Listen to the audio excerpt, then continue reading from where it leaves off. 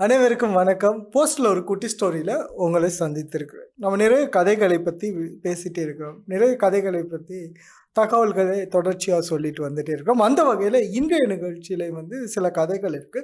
இப்ப முதல்ல நாங்க சொல்லப்போற கதை யாருன்னா, ஒரு நபருடைய வாழ்க்கை காதல்ல ஆரம்பிச்சு திருமணமான பிறகு, அதுக்கு பிறகு என்னலாம் நடந்தது அப்படின்ற ஒரு கதை. இது நம்ம வாழ்க்கையில நிறைய பேர் சொல்லுவாங்க. திருமணமானவங்களோட வாழ்க்கையில நடந்த சக்சஸ் என்ன? அதே நேரத்தில ஃபெயிலியர் என்ன? இந்த மாதிரியான விஷயங்கள். அதில இந்த நபர் சந்தித்த ஒரு சம்பவம் அப்படி இல்லைன்னா, இந்த நபரோட வாழ்க்கையில ஏற்பட்ட ஒரு மாற்றத்த தான் இன்றைய போஸ்ட்ல ஒரு குட்டி ஸ்டோரியில முதல் கதையா பார்க்க இருக்கோம். ஒரு நல்ல ஆக்டிவான ஒருத்தர் கூலி வேலை செய்யக்கூடிய ஒரு நபர்.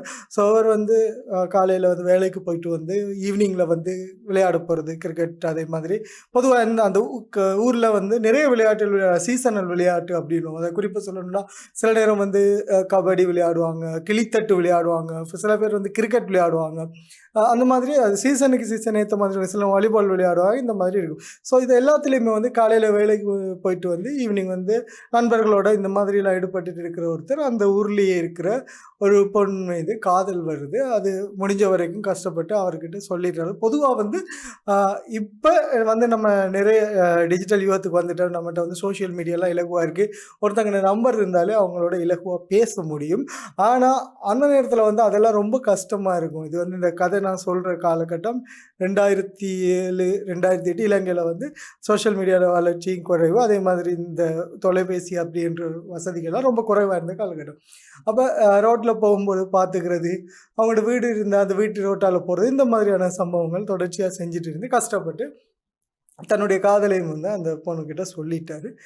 சில நாள் பொறுத்துட்டு இருந்து அந்த பொண்ணு படிச்சுட்டு இருந்தேன்னு நினைக்கிறேன். ஆமாம், படிச்சுட்டு இருந்தது. ஸோ அவங்க படித்து முடித்த பிறகு அவங்களாம் சம்மதம் சொல்லியிருக்காங்க. அப்போ வீட்டில் இது உடனே எந்த ஒரு ஃபேமிலியாக இருந்தாலும் உடனே காதலோ சம்மதிக்கிறது அப்படின்றது ரொம்ப குறைவாக தான் இருக்கும். ஏன்னா அவங்க நிறைய விஷயத்தை யோசிக்க வேண்டியிருக்கு. பிள்ளையோட வாழ்க்கை, அதே மாதிரி இவங்க எவ்வளோ காலத்துக்கு சந்தோஷமாக இருப்பாங்க, அதோட இந்த இப்போ நபர் எப்படியானவர், இப்படியான விஷயங்கள் எல்லாம் பார்ப்போம். அது இயல்பு ஒரு குடும்பங்களே நடக்கிறது. அப்படி பார்க்கும்போது இவர் கூலி வேலை செய்கிறாரு. நீ படிச்சுட்டு இருக்க. அதோட அந்த பொண்ணோட குடும்பம் நல்லா படித்த குடும்பம். அவங்களோட வீட்டில் இருக்கிறவங்களாம் ஆசிரியராக இருக்காங்க. அதே மாதிரி அரச உத்தியோகத்துலலாம் இருக்கிறவங்க. அப்போ உடனே சம்மதிக்கலை. ஆனால் இருந்தாலும் என்ன செய்கிற காலம், அந்த பொண்ணு விரும்பிட்டால் அப்படின்னு பேச்சுவார்த்தை நடந்துகிட்டே இருக்கும்போது இவர் என்ன செய்கிறாரு அப்படின்னா, அந்த பொண்ணை கூட்டிகிட்டு ஓடி போயிடுறாங்க. ஸோ ஓடி போன பிறகு ஒன்றும் பண்ண முடியாது. எப்படி சரி நீ அவன் விரும்பிட்டாங்க அப்படின்றதால குடும்பம் ரெண்டுமே சம்மதிச்சு திருமணம் நடத்தி வைக்குது. நல்லா தான் வாழ்க்கை ஆரம்பித்து நல்லா தான் போய்கிட்டே இருக்குது. ஸோ நல்லா போய்கிட்டு இருக்கிற இந்த வாழ்க்கையில் திடீரென்று மனக்கசப்புகள் வர ஆரம்பிக்குது.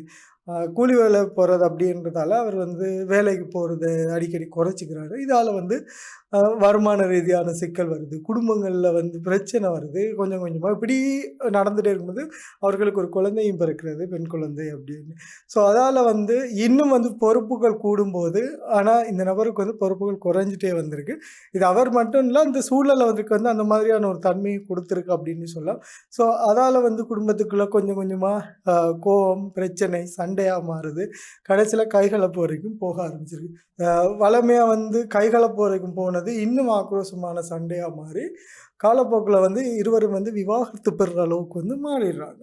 ஸோ ஒரு காதல் ஆரம்பித்து கடைசியில் இவ்வளோ ஒரு பிரச்சனையில் நிற்கும்போது இந்த பிரச்சனை எல்லாமே இந்த நபருக்கு என்ன மன அழுத்தத்தை ஏற்படுத்தி அவரை ஒரு சாதாரண மனநிலையில இருந்து அப்புறமா வேற ஒரு மனநிலைக்கு தள்ளுது கொஞ்சம் கொஞ்சமாக. அதுக்கு பிறகு ரோட்டில் போகிற ஆட்களை கண்டா யாராச்சும் கதை கேட்டால் அவரோட சண்டை பிடிக்கிறது, கோவப்படுறது, அதே மாதிரி அமைதி அவரோட பாட்டிலே போயிட்டுருப்பார். அதே யாராச்சும் ஏதாச்சும் சொன்னால் கூட நீயே இதை சொல்லணும், நீயே இதை பேசணுன்றது மாதிரி ஒரு தனிமையில் அந்த மனுஷன் வாழ பழகிட்டு அது தனிமையை அவரை முழுசாக ஆட்கொண்டுட்டு அப்படின்னு சொல்லலாம். அதுக்கு பிறகு அந்த பெண்ணும் இவரோட இனி வாழ முடியாது அப்படின்றதால அவங்க விவாகரத்து பெற்றுட்டு போயிடுறாங்க. அதுக்கு பிறகு இவர் தனிமையை உணர ஆரம்பிக்கிறார். தனிமையிலேயே தன்னுடைய வாழ்க்கையை கடந்து போகிறாரு. சில வருடங்கள் ஆகுது. அதுக்கு பிறகு அவர் வந்து அந்த இருந்த சூழல்ல யாரோடையுமே பேசுறதில்ல. தனியே போய் பேசுறது, மரங்களோட, செடிகளோட, அதே மாதிரி தனியே இருந்து நிறைய விஷயங்கள் பேச ஆரம்பிக்கிறாரு. அப்ப இத வந்து ஊர் வழிய வந்து என்ன சொல்லுவாங்க அப்படின்னா, இந்த மாதிரி பேசினா அவனுக்கு வந்து பட்டம் கட்ட ஆரம்பிச்சுருவாங்க. அவர் வந்து வேற ஒரு பேர் சொல்ல ஆரம்பிச்சுருவாங்க. அப்படியான ஒரு சூழல்ல இவர வந்து இவனுக்கு மனசு சரியில்ல, இவன் பைத்தியம் அப்படின்ற மாதிரியான பேர்கள்லாம் வர ஆரம்பிச்சு, இது அவரோட காதுல கேட்டா, "இங்கடா அப்படி பைத்தியம்" அப்படின்னு சொன்னா, இன்னும் வந்து கடுமையா வந்து அவர் கோவப்படக்கூடிய ஒரு சூழல் வருது. இது வந்து எப்படி போகுதுன்னா, ரோட்ல போறவங்களோட சண்டைக்கு போற அளவுக்கு, அடிப்பிடி வர அளவுக்கு வந்து இந்த பிரச்சனை போகுது. எல்லாருமே வந்து இவர வந்து ஓகே, இவன் வந்து இவனோட பேசுனா சண்டை வருமுன்னு அவருக்கு அந்த ரோட்ல போனாலோ, இல்லைன்னா அவரு யாரோட பேசினாலும் யாருமே பேசாம முடிஞ்ச வரைக்கும் அவர விட்டு எல்லாருமே ஒதுங்கி இருக்க ஆரம்பிக்கிறான். இது இப்படியே போகும்போது அவருடைய வீட்லயும் வந்து அவர் அம்மா, சகோதரி, தம்பி இப்படிலாம் இருந்திருக்காங்க. ஆனா இவரு விவாகரத்தானோனே தனிமையில இருக்கிறதால, அவர் வந்து அவங்க அம்மா வீட்டுல போயிட்டு அ அடிக்கடி இருந்துட்டு வர்றது வழக்கம். அப்படி இருக்கும்போது அவங்களோட அக்கா ஒன்றும் இருந்திருக்கு, அம்மா இருந்திருக்காங்க. ஸோ அவங்க வந்து இவருக்கு வந்து அட்வைஸ் பண்றன்னு பேர்ல பேசுவாங்க. அதாவது பொதுவா வந்து நம்ம அட்வைஸ் பண்ணும்போது 2 விதமா இருக்கும். ஒன்று வந்து தன்மையா சொல்றது, சில பேர் வந்து உரிமையில கோவமா பேசுறதும் இருக்கும். ஸோ அந்த மாதிரி கோவமா பேசுறது இது ஒவ்வொரு நாள் நடக்கும்போது, இதுவும் வந்து அவருக்கு பெரிய ஒரு மன உளைச்சலை ஏற்படுத்தினதுல, காலப்போக்குல ஒரு நாள் இரவு இந்த சம்பவம் ஆ எல்லாருமே தூங்கிட்டு இருக்கிறாங்க. இரவு ஒரு 2 மணி இருக்கும். அந்த டைம்ல இவருக்கு வந்து அந்த டிப்ரஷனா இல்ல என்ன ஆச்சுன்னு தெரியாம, தூங்கிட்டு இருந்தவங்க மேல வந்து அவர் வந்து க ஆயுதத்தால வந்து தாக்குறாரு. அதுல வந்து அவங்க அம்மாவும், அவங்க சகோதரியும் வந்து பாதிக்கப்படுறாங்க. அதுல வந்து சகோதரி இறந்து போறாங்க. ஸோ இது வந்து பெரிய கதை. அதுக்கு பிறகு அ போலீஸாரால விசாரிச்சு நிறைய விஷயம் நடந்திருக்கு. இது எதுவுமே வந்து கற்பனையான கதை இல்ல. நிஜமா நடந்த ஒரு சம்பவம். அதுக்கு பிறகு அவருக்குரிய இதெல்லாம் குடுத்து வைத்தியசாலை கொண்டு போய் விசாரணைன்னு இப்படி நடந்துட்டு இருக்கு. அத அத அப்படியே விட்டுருவோம். பட் இந்த கதை எத நான் சொல்றேன்னா, ஒரு சாதாரண மனிதனை வாழ்க்கை எப்படியெல்லாம் மாத்தும். ஒரு ஒரு மனுஷனா இருந்தாலும் இந்த வாழ்க்கை எவ்வளோ பாதிப்பை உண்டாக்கும் அப்படின்றது, நம்ம நடந்துக்கிற விதம், நம்மள சுத்தி இருக்கிறவங்க நமக்கு குடுக்குற அழுத்தம், இது எல்லாமே வந்து ஒரு வாழ்க்கையை மாத்தும் அப்படின்ற ஒரு விஷயத்த நம்ம தெரிஞ்சுக்கணும். ஸோ கிடைக்கிற ஒரு அற்புதமான ஒரு நேரம் இந்த வாழ்க்கை. ஸோ அத நம்ம சரியான முறையில திட்டமிட்டு சரியான திறமைகள கண்டுபிடிச்சு, என் வாழ்க்கை இத நோக்கி தான் போகுது. நான் எந்த ஒரு விஷயத்துக்கும் அடிமையாக மாட்டேன். நான் இப்படி என்னுடைய வாழ்க்கைய சரியான முறையில வாழ்வேன்னு நம்ம திட்டம் போட்டால், நிறைய விஷயங்கள்லேருந்து பாதுகாப்ப தேடலாம். அப்படின்ற ஒரு விஷயத்தை இந்த கதை வந்து நமக்கு உணர்த்தும். ஸோ இது கதைன்றத தாண்டி ஒரு சம்பவம். ஸோ இந்த சம்பவம் பலர் நம்ம சகோதரங்களுக்கோ, இல்லைன்னா நம்ம ஊர்லயோ, இல்ல நம்ம கூட இருந்தவங்களுக்கு கூட இந்த மாதிரி நடக்கலாம். ஸோ நடந்திருக்கலாம். இதுல இருந்தெல்லாம் நம்ம பாதுகாப்பு பெறணும் அப்படின்னா, நம்ம முடிஞ்ச வரைக்கும் பாதுகாப்பான ஒரு சூழல்ல எங்கள நாங்க தனிமைப்படுத்துறதுல இருந்து முடிஞ்ச வரைக்கும் நெருக்கமான நண்பர்களோட, அதே மாதிரி அந்த சூழல்ல நெருங்கி பழகி, நம்ம மனசு விட்டு பேசி, ஒரு பிரச்சனைனா தீர்வு காண்ற முறை ஒன்று இருந்தால், இந்த மாரி பிரச்சனைகள தவிர்த்துக்கலாம். சரி, தொடர்ந்து இணைஞ்சிருங்க. ஒரு பாடல். அதுக்கு பிறகு வந்து போஸ்ட்ல ஒரு குட்டி ஸ்டோரில அடுத்த கதை என்னன்றத பார்ப்போம்.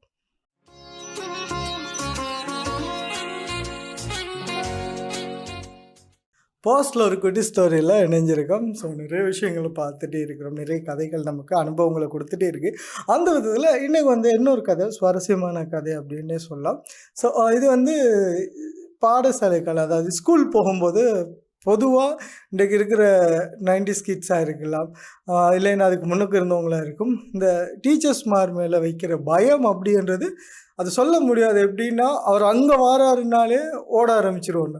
பொதுவா ஒரு ஒரு டீச்சர் இப்போ ஒரு ஸ்கூல்ல வந்து எல்லா டீச்சர்ஸும் இருப்பாங்க. ஆனா இருந்தாலும் சில ஆசிரியர் கண்டா மட்டும் நமக்கு ஒரு அ அதீத பயம் ஒன்று வர ஆரம்பிக்கும். அவர் வரும்போதே வந்து கையில ஒரு நீட்டு தடி ஒண்ணு எடுத்துட்டு வருவாரு. எப்படியுமே வெளியில தெரிஞ்சாலோ, இல்லைன்னா ஏதாச்சும் நம்ம பேசினாலோ, சும்மா கூட அ அடிக்கக்கூடியவங்க இருந்திருக்காங்க அந்த நேரத்தில. ஸோ அனுபவத்தெல்லாம் சொல்றோம். ஸோ அப்படி இருக்கிற ஒரு பாடசாலையில ஒரு சார் இருந்திருக்காரு. ஸோ அவர் பேர் வந்து வேணாம் அப்படின்ட்டுருக்காங்க. ஸோ அவர் வந்து ரொம்ப பார்க்குறதுக்கு நல்ல மனுஷன் தான். ஆனா வந்து ரொம்ப கோவமா நடந்துக்குவாரு. அதாவது அவர பார்த்தா சில பேரு வந்து கை கால்லாம் நடுங்கும். சில பேருக்கு வந்து இவர்ற பாடமா நம்ம இந்த கிளாஸுக்கு வேணுமா? அப்படின்ற அளவுக்கு வந்து கோவம் வரும். அதே நேரத்தில ஐயய்யோ! பயம் வரும் அவர பார்த்தாலே. அப்படியான ஒரு ஆசிரியர். ஸோ பார்க்க ஒரு டெரரா இருப்பாரு அப்படின்னு. ஆனா பேசி பழகுனா ரொம்ப சாந்தமா பதில் சொல்லக்கூடியவர். விளையாட்டுன்னு வந்துட்டா நல்லா சப்போர்ட் பண்ணக்கூடியவர். குறிப்பா சொல்லணும்னா இந்த இல்ல விளையாட்டு போட்டிகள்லாம் நடக்கும் இல்லையா ஸ்கூல்ல. ஸோ அந்த நேரத்தில ஒரு நல்ல திறமையான ஒரு பையன் இந்த விளையாட்டுல கலந்து கொள்ளல, இல்ல இவன் கட்டாயம் வரணும்னா, வீடு தேடி போயிட்டு அவர் கூட்டிகிட்டு வந்து விளையாட வைக்கக்கூடியவர். அதே மாதிரி கண்டிப்புன்னு வந்துட்டாலும் அவரை மாதிரி கண்டிக்கிறதுக்கு யாருமே இல்லை. எல்லாருக்கும் வந்து அதில் குறிப்பாக வந்து இந்த பாய்ஸை பொறுத்த வரைக்கும் எல்லாரையும் சிவத்தில் சாத்தி வச்சுட்டு அவர் நல்ல தடியால் பின்னால் வந்து நல்லா அடிக்கக்கூடிய ஒருத்தர். அப்படியான ஒருத்தரோட கதையை தான் இதில் சொல்லப்படும். ஸோ எப்படின்னு சொன்னால் அவர் வந்து கிரேட் அதாவது 9, 10ஆம் ஆண்டுல எல்லாம் வந்து குறிப்பாக வந்து வாசிப்பு கேட்டு பாடசாலையில் வந்து சில வகுப்புகளில் இருந்தால் அவர் என்ன செய்வார்னா அவரோட பாடமே இல்லாட்டிக்கும் வந்து இவர் வந்து கேட்பாராம் வந்து, நீ எழும்பு, இன்றைக்கு உங்கள் கிளாஸ் டீச்சர் வரல தானே, நீ வந்து இதை வாசி அப்படின்னு. அப்போ பொதுவாக வந்து அந்த டைமில் எப்படி இருக்கும், நமக்கு இன்றைக்கி டீச்சர் வரல இந்த பாடத்துக்கு அப்படின்னா பொதுவாக வந்து சந்தோஷமாக சில ஜாலியாக இருக்கலாம் அப்படின்றது தான் பொதுவாக பசங்களோட மனப்பாங்கு. இல்லை அப்படி தான் இருக்கும்னு நினச்சிட்டு இருப்பாங்க. இவர் எதுக்கு வந்து தேவையில்லாமல் நமக்கு பாடம் நடத்தணும் அப்படின்னு மனசுக்குள்ளே இருக்கு, ஆனால் சொல்ல முடியாது. ஏன்னா அவரை பார்த்தாலே நமக்கு பயமாக இருக்கும். அதுவும் குறிப்பாக வந்து அவர் சம்மந்தப்பட்ட பாடம் இல்லாமல் இப்போ இங்கிலீஷ் பாடமாக இருக்கலாம், இல்லைன்னு சொன்னால் ஒரு கணிதமாக இருக்கலாம், அல்லது வந்து ஒரு வாசிப்பு பாடம், அதாவது ஒரு சுற்றாடலோ அல்லது சமூக கல்வி எது சார்ந்த பாடங்களாக கூட இருக்கலாம். இது சார்ந்து வந்து அவர் கேள்வி கேட்கும்போது இவருக்கு இது தேவையே இல்லைன்ற கோபம் வரும். ஆனால் என்ன செய்கிறது, அவர்கிட்ட நம்ம வந்து பேச முடியாது. அவரை பார்த்தாலே பயம், அவரை கண்ணில் நம்ம படாத வரைக்கும் பாதுகாப்பாக இருக்கலாம். இப்படியான சிந்தனைகளோட நிறைய பசங்க அவருடைய பாடங்களை கடந்து போயிட்டே இருந்திருக்காங்க. ஸோ அப்படி இருக்கும்போது சில நாள் அவரோட நெருங்கி பழக வேண்டிய தேவையும் வரும். அதே நேரத்தில் இவரை கண்டு ஒளிஞ்சு ஓடக்கூடிய தேவையும் இருக்கும்போது காலம் இப்படி போகுது. ஒரு தடவை வந்து அவர் அந்த என்ன செய்கிறாருன்னா, இந்த அசம்பிளி டைமில் வந்து எப்பயுமே பின்னுக்கு இருக்கிற பசங்க வந்து சத்தம் போடும். அதுலேயும் குறிப்பாக என்னென்னா ஒரு கேங்காக வந்து சேர்ந்துட்டாங்கன்னா ஒரு கிளாஸில் இருக்கிறவங்க 5 பேர் ஒன்று சேர்ந்துட்டா எப்படியும் அங்கே அசம்பிளியில் பிரின்சிபல் பேசும்போதோ இல்லை என்னதாச்சும் மோட்டிவேஷ்னலாக ஸ்பீச் பண்ணும்போதோ பின்னுக்கு இருக்கிறவங்க சத்தம் போடுறது வளமையாக நடக்கும். இந்த மாதிரி ஒரு முறை வந்து அசம்பிளியில் வந்து பிரின்சிபல் பேசிகிட்டே இருக்கும்போது இவங்கெல்லாம் வந்து என்ன செய்கிறாங்க அப்படின்னு சொன்னால் பின்னால் இருந்துட்டு சத்தம் போட்டு கழிச்சிட்ருக்கு. இதை இவர் நோட் பண்ணிட்டார்.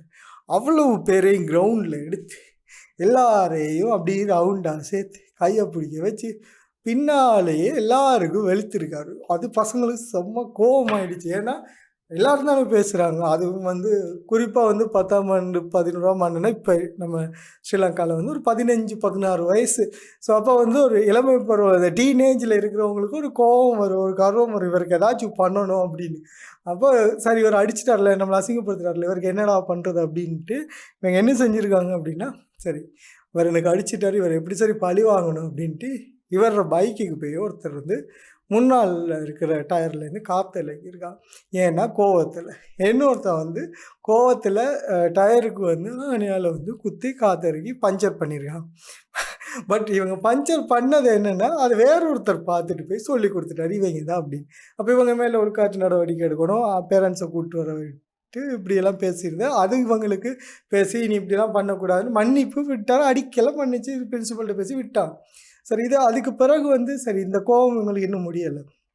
அவர் மேலே சும்மா அவரை மாதிரி உருவம் வரைஞ்சி நக்கல் அடித்து அவரை அசிங்கப்படுத்தணும் அப்படின்னு போன மாதிரி முடிவு பண்ணிட்டுருக்காங்க. இதெல்லாம் வந்து இப்போ இல்லை, நான் சொல்கிற பீரியட் வந்து 2009, 2010 அந்த பீரியடுக்குள்ளே நடக்குதுன்னு வைங்களேன். ஸோ அது வந்து இப்போ எல்லாருக்கும் அசிங்கப்படுது. ஆனால் அதையும் அவர் பார்த்துட்டு அதையும் கடந்து போகலாம் அப்படின்னு சொல்லி இவங்க இந்த மாதிரி சுவத்துல எல்லாம் பேரெல்லாம் எழுதி வச்சு அவரை அசிங்கப்படுத்தியிருக்காங்க. பட் அவருக்கு தெரியும் இவங்க தான் செஞ்சுருக்காங்க அப்படின்னு. ஏன்னா அந்த இதில் இருந்த கோவத்தில் இருந்த இவங்க தான் அப்படின்னு. ஆனால் அதுக்கு பிறகு வந்து இந்த கோவம் இப்படியே வளர்ந்து போகும் அப்படின்னு பார்த்தா நம்ம டான் படம் பார்த்துருப்போம்ல, சூர்யா அப்புறம் வந்து சிவகார்த்திகேயன் நடிச்ச படம். அந்த படம் மாதிரி இவங்களோட பரீட்சை காலம் முடிவருது. அதுக்கு பிறகு வந்து இவங்க அவங்கள சந்திக்க முடியுமா முடியாத ஒரு காலம் போகும்போது அவர் அவங்கக்கிட்ட ரொம்ப ஃப்ரெண்ட்லியாக பேச ஆரம்பிக்கும். ஒரு டெரராக பயமாக பார்த்து நடுங்க கிட்டத்தட்ட ஒரு 6-7 வருஷம் ஒரு ஸ்கூலில் வந்து படித்து கொடுக்குற ஒரு சார் அவர் வந்து இவ்வளோ பயங்கரமாக கோவமாக பார்த்துட்டு இருந்த ஒரு மனுஷன் அப்படியே ஆப்போசிட்டில் மாறி அட்வைஸ் பண்ண ஆரம்பிக்கிறாரு. அதே மாதிரி நிறைய ஐடியா சொல்லி கொடுக்குறாரு. இது அவங்களுக்கு வந்து புதுசாக இருக்குது. ஏன்னா நாங்கள் இவர் இப்படி பார்த்ததே இல்லையே அப்படின்னு சொல்லி. பட் நம்ம அவர் மேலே சரியான கோவத்தில் இருந்து இவருக்கு ஸ்கூல் விட்டு போனால் இவரை ரோட்டில் கண்டா பேச மாட்டோம், இவருக்கு வந்து நான்லாம் வெளியில் இருந்து அடிச்சு இப்படியான இது இருந்த இது அப்படியே வந்து அவங்க வந்து அந்த படிப்பை நிறைவு செய்யும்போது மாறிடுது. அதுக்கப்புறம் அவங்க அட்வான்ஸ் லெவல் வரும்போது அவர் வந்து முழுசாக, அதாவது ஒரு ஒரு டெரராக இருந்த ஒரு மனுஷன் அப்படியே முழுசாக மாறி இவங்களுக்கு கூட ஒரு ஃப்ரெண்டாக மாறிடுறாரு. அதே டைமில் கீழ் பேச்சில் இருக்கவங்களுக்கும் ஒரு இப்போ இன்னையும் வந்து அவர் டெரர் பீஸ் தான். பட் வந்து உயர்தரத்துக்கு வரும்போது ஒரு நண்பனை பழக ஆரம்பிச்சிடுறாரு. நிறைய விஷயங்கள் அட்வைஸ் பண்ணுறாரு. ஒரு கோபம் அப்படின்றத தாண்டி இது இப்படிலாம் இப்படி வராதுடா, இப்படி பண்ணுங்க இப்படின்ற மாதிரி.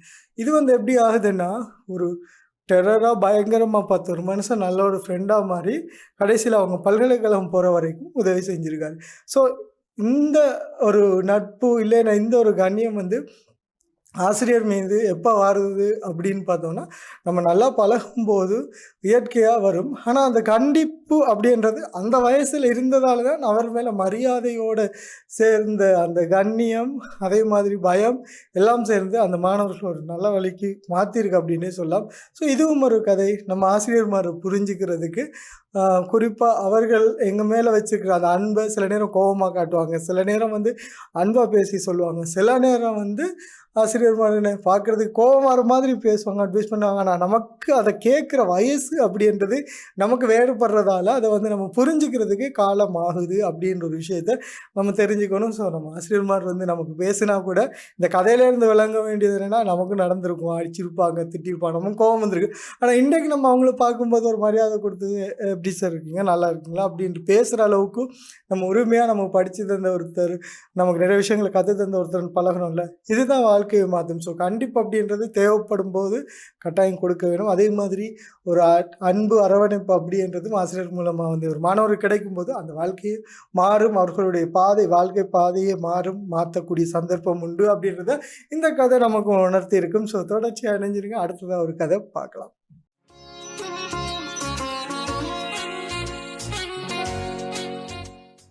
போஸ்ட்டில் ஒரு குட்டி ஸ்டோரியில் தொடர்ந்து 2 கதை பார்த்துருந்தோம். ஒன்று வாழ்க்கை சம்மந்தப்பட்டது, ஒன்று பாடசாலை அனுபவம் சம்மந்தமாக. இப்போ நம்ம பார்க்க போகிற கதை அப்படின்னா ஒரு பயங்கரமான கதை. இது வந்து எப்படி சொல்லணும்னா ஒரு ரொம்ப ஒரு நம்ம இன்றைக்கு வந்து நிறைய பேய் படங்கள்லாம் பார்ப்போம். ஒரு பேய் எங்கே இருக்குன்னா ஒரு வீட்டில் இருந்து தான் உருவாகும்.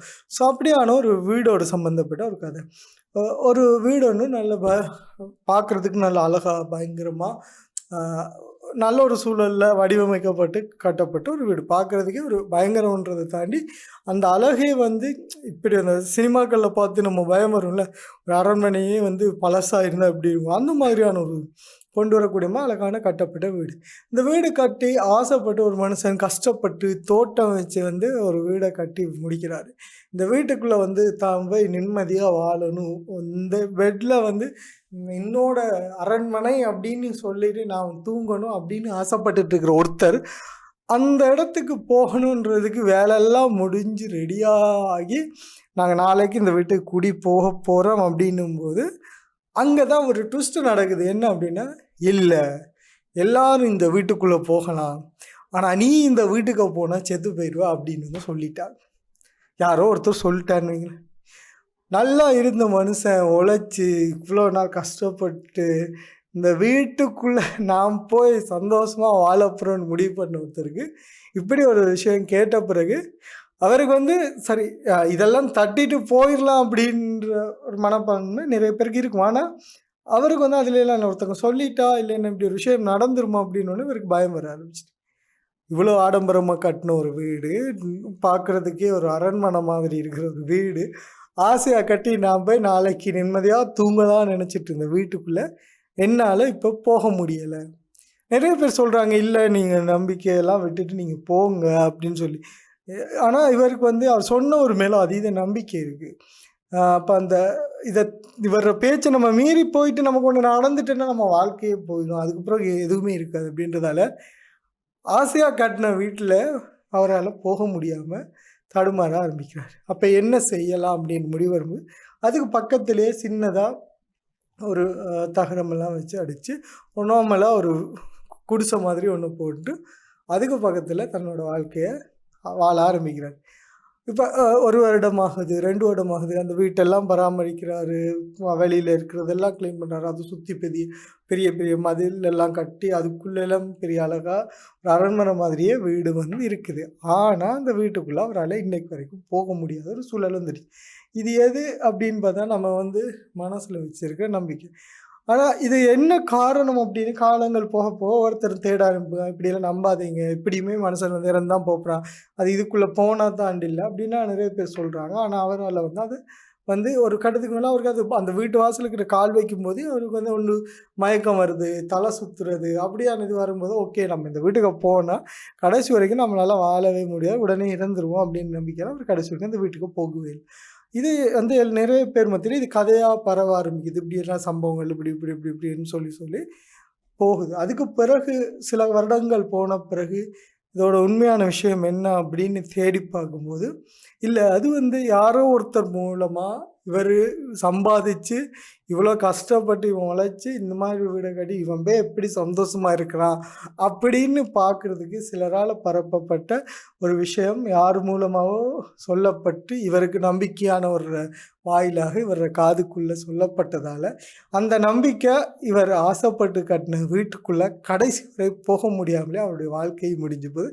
அதுக்கு பிறகு இதெல்லாம் பொய் அப்படின்னு சொல்லிட்டு அவங்க மகன், மகள் அந்த வீட வந்து அவங்க வந்து அதுக்கு பிறகு அத எடுத்துட்டாங்க. இது வந்து ஒரு சின்ன ஒரு பொறாமையால ஏற்பட்ட ஒரு விஷயம். ஒரு மனுஷன் ஆசைப்பட்டு தன்னுடைய வாழ்க்கைய இப்படி சந்தோஷமா இந்த வீட்ல வாழலாம் அப்படின்னு நினைச்ச ஒருத்தருக்கு, கடைசி வரைக்கும் அந்த வீட்டுக்குள்ள கால் எடுத்து வைக்க முடியாமலே அவருடைய வாழ்க்கை முடிஞ்சிருக்கு அப்படின்றது தான் இந்த கதை வந்து நமக்கு சொல்கிற கதை. உணர்த்துகிற ஒரு பாடம் என்று கூட. ஏன்னா நம்ம நம்பிக்கை வைக்கிறதுலாம் தப்பு கிடையாது. அது வந்து ஒருத்தருக்குரிய தனிப்பட்ட விஷயம். ஆனால் அந்த நம்பிக்கை வந்து நம்ம வாழ்க்கையை கெடுக்குது அப்படின்னா அதுக்கு மாற்று வழி என்னன்றது அவரவர் வந்து முடிவு செஞ்சு அதை வந்து மாற்றிக்கொள்ளணும் அப்படின்றது தான் இந்த கதை உணர்த்துது. ஸோ இன்றைய நிகழ்ச்சியில் சுவாரஸ்யமான கதைகள் பார்த்துருப்போம் அப்படின்னு நினைக்கிறேன். மற்றும் ஒரு போஸ்ட்டில் ஒரு குட்டி ஸ்டோரி நிகழ்ச்சியில் இன்னும் ஒரு சில கதைகளோடு உங்களை சந்திக்கும் ஒரு விடைபெறும் நன்றி ஜான். இன்று ஒளிப்பதிவில் ஈடுபட்ட சஞ்சய்க்கு நன்றியை கூறி விடைபெறுகிறேன். நன்றி, வணக்கம்.